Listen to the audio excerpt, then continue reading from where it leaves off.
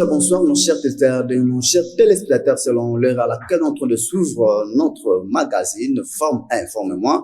Nous voici aujourd'hui, nous avons réussi pour vous un homme politique, un homme de la société civile aussi. Il a double casquette, vous allez découvrir c'est qui. Mais avant que je le passe la parole, je commence d'abord par vous dire, vous qui êtes en train de nous suivre, vraiment restez branchés parce que vous n'allez rien rater par rapport à l'actualité politique de notre pays. Et nous avons réussi pour vous un homme politique, un acteur de la société civile. De qui il s'agit, vous allez le découvrir ensemble avec vous. Mais avant que je le passe la parole, d'abord, je commence à le saluer. Bonjour, notre cher invité. Bonjour, monsieur le journaliste.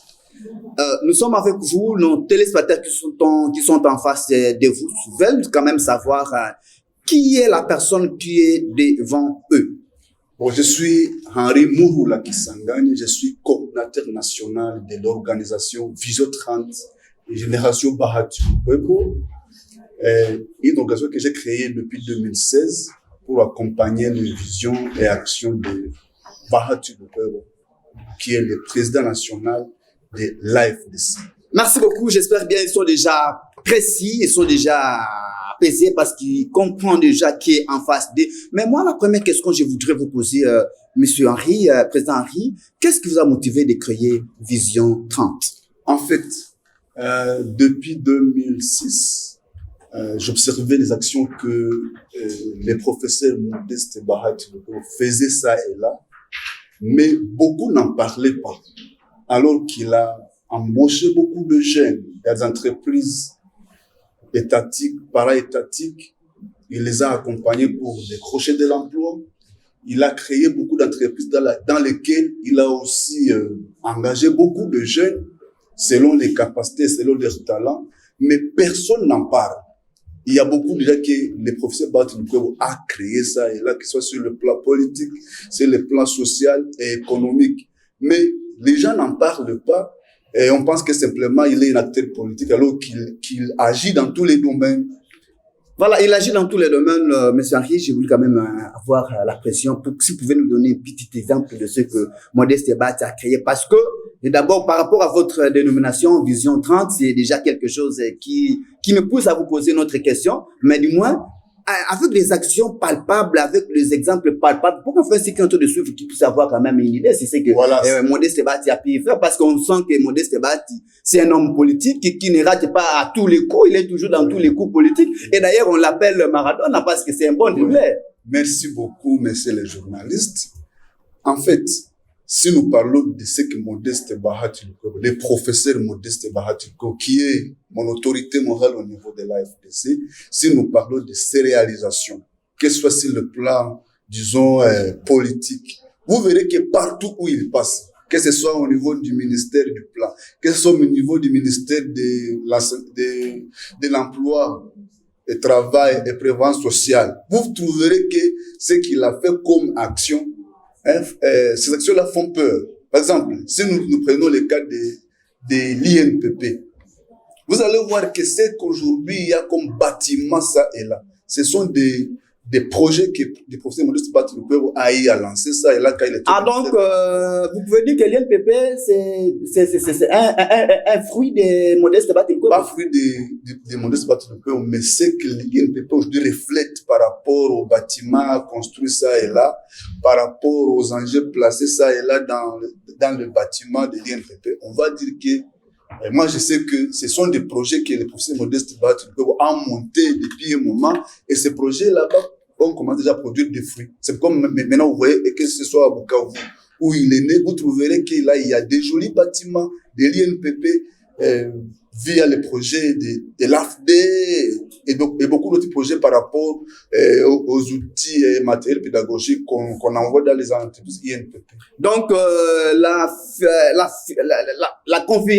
configuration sociale qu'on donne à Bahati Lukwebo, que c'est pas un homme social, c'est faux.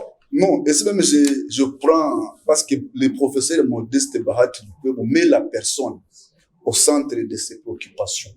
Donc, il est plus généré de sorte que tout ce qu'il fait, il pense comment revoir, comment faire en sorte que la personne humaine soit à l'aise. Donc, si vous trouvez vous-même les choses qu'il fait pour que les social du Congolais soient relevées, vous direz que en tout cas, c'est l'homme idéal. D'ailleurs, oui. c'est parmi les hommes icônes de la politique congolaise. Si vous trouvez ce qu'il fait, par exemple, si, comme on parle de la jeunesse, par exemple, si vous trouvez combien de jeunes que le professeur Modeste a accompagné pour avoir de l'emploi, comme je le disais au départ tantôt, vous trouverez que c'est vraiment beaucoup. C'est au-delà de 10 000 personnes, 10 000 jeunes. Mais il paraîtrait que le président Modeste Bati, cela vient aussi à notre deuxième préoccupation. Il paraîtrait que lui, il place que ses fils dans différents postes. Vous dites 10 000 jeunes.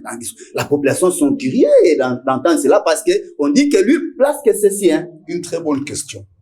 Depuis les années 80, les professeurs Modeste Bahati Lukwebo est aux affaires, et même en politique. Si vous trouvez comment il essaie de promulguer les gens, vous allez vous demander, est-ce qu'il n'y a que ses fils et enfants qu'il promulgue? Si nous prenons les cas déjà comme, et c'est ce qui fait peur d'ailleurs à beaucoup de politiciens qui sont... Cette question, je vais vous la poser, mais je voudrais quand même qu'on puisse avoir une précision là-dessus parce qu'on dit que cet homme-là, lui, il voit que c'est ses intérêts personnels. C'est ce que moi je voulais dire. Donc cet homme-là, en tout cas si vous voyez les gens qu'il a déjà envoyés, donc qu'il a déjà élevé, qu'il a accompagné pour qu'il soit élevé, vous allez vraiment vous étonner pourquoi les gens haïssent cet homme alors qu'il a fait des merveilles. J'ai presque quelques cas. Quand le professeur a créé, disons, son parti AFDC, il s'est fait entourer de grandes personnalités. Et c'est vrai, ils ont travaillé. Il a eu des résultats énormes en 2011. Mais si vous constatez même ce qu'on lui avait donné comme, disons, responsabilité par rapport au poids et à ce qu'il avait apporté à la majorité de l'époque, vous direz que cet homme est haï pour rien. C'est ainsi maintenant que pour maintenant essayer de le discréditer, on passe par ses collaborateurs. Par exemple, je prends le professeur Tissou Mpachakatumba. Il était le premier vice-président. Maintenant, pour essayer de secouer le professeur Modeste Bahati Lukwebo, qu'est-ce qu'on a fait?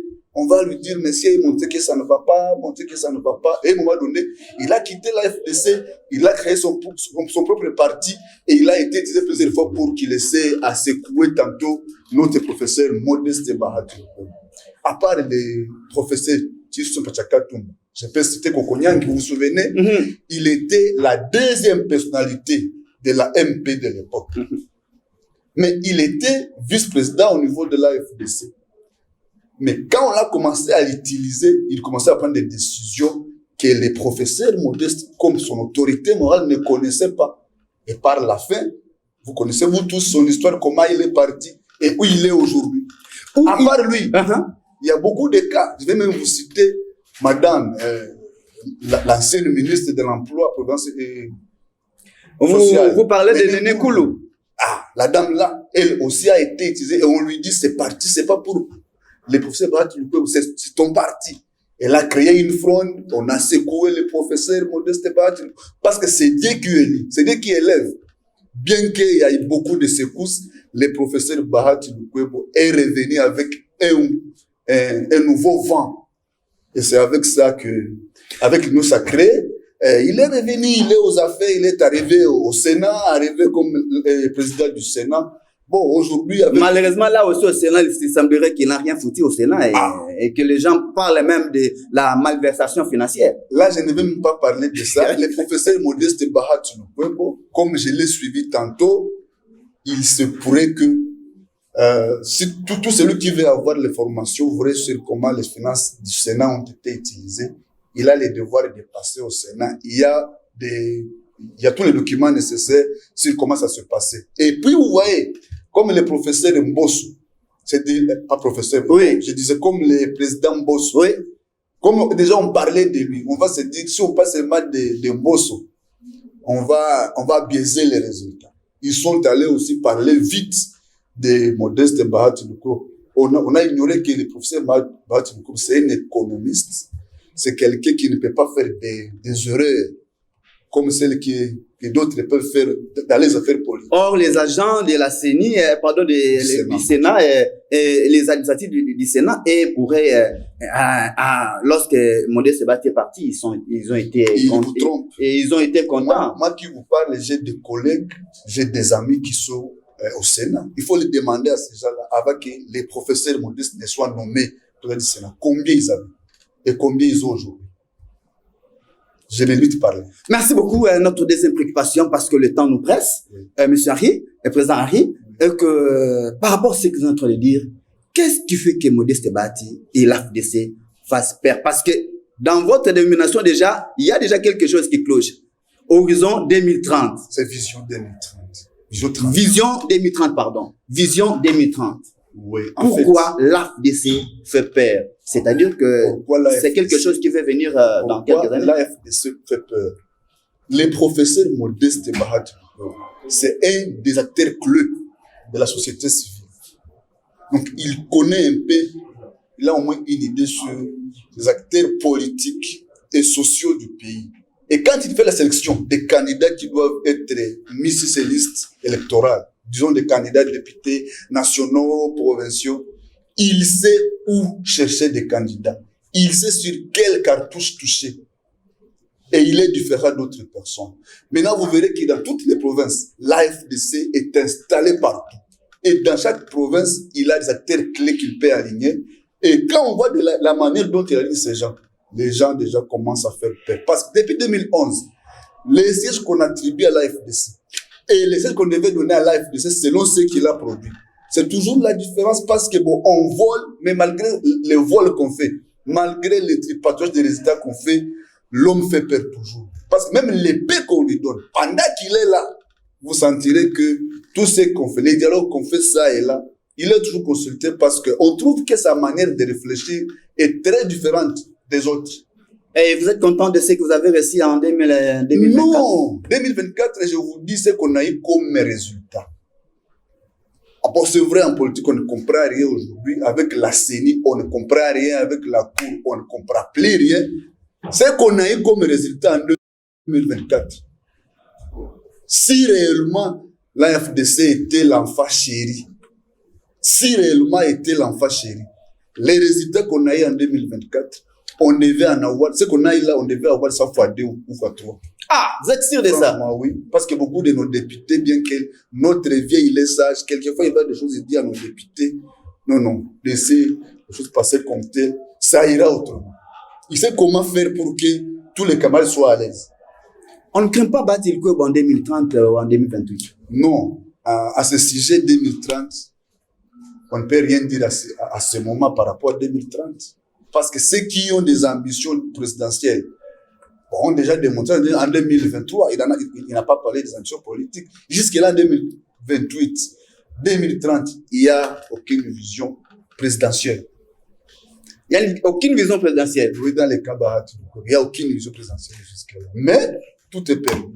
Tout est permis, voilà, et c'est par là que nous pouvons terminer. Mais nous pouvons terminer sans qu'il puisse aborder un point très important. Oui. L'Assemblée nationale est en train de constituer son bureau définitif. Et lors de partage, il y a eu primaire même. Oui. Parce que Batulukwebo ne voulait pas lâcher. Ne voulait pas lâcher. Lui, il voulait, coûte que coûte, devenir président de l'Assemblée nationale. Oui. Mais les choses ont tourné autrement. Et je voulais commencer par là d'ailleurs. Vous voyez, les gens ont tout fait pour que les professeurs Batulukwebo et l'AFDC ne soient pas. Que l'AFDC ne soit pas la première ou deuxième force politique. Imaginez, les premiers et les meilleurs élus, on l'invalide au profit de celui qui n'a pas été élu massivement. Vous parlez de qui? Je parle de l'honorable Serge Bahati Maïngen. Parce que c'est lui qui était le meilleur élu de Kabari, mon territoire d'origine. C'est lui qui était le meilleur élu, avec au-delà de 14 000 voix. Mais on l'invalide. Pourquoi on l'a invalidé? On a trouvé déjà sa pose. Parce que déjà, en état élu, meilleur élu, et puis avec son âge, dans le bureau d'âge, il a été là comme les rapporteurs. Maintenant, pour essayer de secouer, pas Serge Bahati, pour secouer son père. et secouer l'AFDC. On a invalidé Bahati Serge, qui était le rapporteur dans les bureaux d'âge. Vous sentez vous-même que ça fait peur. On se dit, si on les laisse, c'est toujours les professeurs Bahati qu'on a laissés là. Alors que ce n'est pas le cas. Si vous suivez, si M. Bahati Serge vous parle, vous sentez qu'il a un profil très voulu par rapport à ce qu'il a comme poste et ce qu'il a comme poste.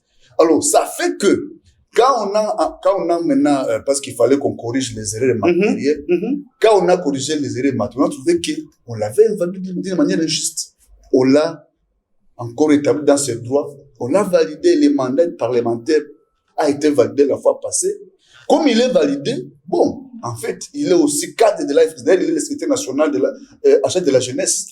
Il est secrétaire national en charge de la jeunesse. Oui, il est secrétaire national en charge de la jeunesse au niveau de la FDC. Donc c'est un cadre du parti. Non, c'est un haut cadre, pas un haut cadre du parti. Et donc, il a des droits comme citoyen congolais, il a des droits comme cadre du parti, d'avoir des ambitions. Mais aussi, nous arrivons... Et il y a des ambitions. Oui, c'est par là que je voulais citer et que nous avons constaté encore que l'Union sacrée, dans son ensemble, se réunit, et les présidents de l'Union sacrée, dans son ensemble, se réunissent pour prendre des décisions et qu'ils se sont partagés des gâteaux, soit. En se partageant des gâteaux, Modeste Bahati, comme un vrai Maradona, doubleur, il dit, je place encore mon fils à ses postes de questeur. Et ça fait un tambour battant au sein de l'hémicycle. Je voulais en parler avant. Je disais qu'on voyait déjà la position de Bahati Serge au niveau du Parlement, au niveau du bureau d'âge. Au départ, on l'a invalidé d'une manière injuste pour lui priver sa chance de continuer à exprimer ses ambitions. Mais maintenant, Serge Bahati, qui est parmi les membres et les hauts cadres du parti AFDC, il a aussi le droit d'avoir des ambitions. Il a le droit aussi d'exprimer ses ambitions comme acteur politique. Non pas comme fils. Pas comme fils du professeur Batriko, mais comme acteur politique, membre du parti AFDC. Malheureusement, dès qu'il exprime ses ambitions, déjà, on voit son père. Comme si lui, comme enfant de Bahati, n'avait pas le droit d'avoir des ambitions, comme s'il n'est pas citoyen congolais, alors qu'il est citoyen comme d'autres Congolais. Et quand il vous parle, quand Bahati Serge prend la parole, pour vous parler. Non, vous allez trouver qu'il a des profils voulus par rapport à ce qu'il a demandé comme poste. Mais maintenant, qu'est-ce qu'il a fait? Il n'est pas le seul enfant de Bahati. Bahati a beaucoup d'enfants. Et l'autre est au Sénat. Non, d'autres enfants font d'autres choses. L'autre qui est au Sénat a aussi des capacités. D'ailleurs, je vous informe, il est parmi aussi les hauts cadres et l'occupe d'ailleurs. Son nom, c'est qui encore? Non, j'ai dit qu'il occupe aussi des postes les plus clés au niveau du parti. Voilà. Voilà, merci et que nous chutons par là. Mais alors, pourquoi on a... Oui, c'est par là que nous chutons. Oui. Et qu'il a un profil, là, par rapport à ce que nous entendons dire, que Serge Bahati a un profil. Oui. Mais nous constatons que, avec la pression que les députés ont fait, avec la pression que d'autres forces ont fait, Modeste Bahati s'est résisté. Il a retiré le nom de son fils pour mettre un autre élit. N'est-ce pas que, ça, c'est de la politique. N'est-ce pas qu'il a cédé, ça, c'est de la politique. Il n'a pas cédé. Ça, c'est de la politique. Parce qu'en 2007, le professeur docteur, Kamel Vital, il était président de l'Assemblée nationale. Il est du Sud Kivu. Bahati était à l'époque questeur. Il est du Sud Kivu. Ça n'a pas fait débat, ça n'a pas fait bruit. Mais aujourd'hui, même la même situation revient. On dit une même province ne peut pas avoir des postes au niveau de l'Assemblée nationale. C'est pas simplement, quand on voit Serge, on commence déjà à penser au profit. On voit déjà, comme j'ai dit au départ, ils ont peur. Pas de Serge, pas même de l'AFDC, mais on a peur du professeur Bahati.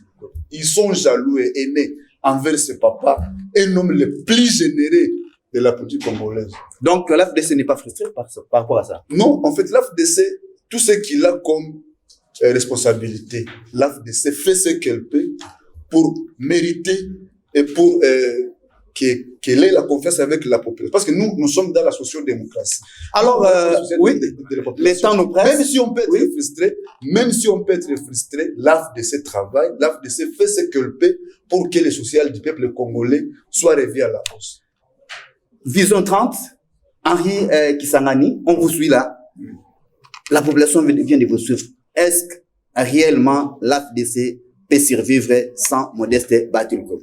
Regardez la caméra. L'AFDC, est-ce que ça peut survivre sans les professeurs Modeste Bahati Lukwebo? Oui et non. Oui, pourquoi? L'AFDC, c'est une émanation, c'est une pensée. Bahati Lukwebo. Quand on voit l'AFDC, on voit Bahati Lukwebo. Tout celui qui est à l'AFDC aujourd'hui, il y vient parce qu'il voit les bonnes manières. Il voit de quelle manière l'AFDC travaille sous la conduite du professeur Modeste Bahati Lukwebo. Et tout celui qui peut penser qu'il y a une autre AFDC qui n'est pas l'AFDC de Bahati Lukwebo, il se trompe.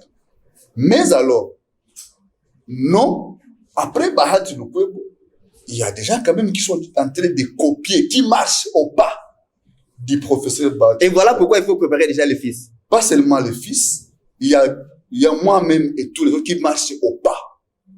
Selon qui Bahati marche. Donc, selon la vision, selon les pensées de Bahati. Même après Bahati, les mots Bahati Lukwebo, au niveau de l'AFDC, sa manière de travailler va continuer jusqu'à la fin du monde. L'AFDC sera toujours là jusqu'à la fin du monde. Merci beaucoup.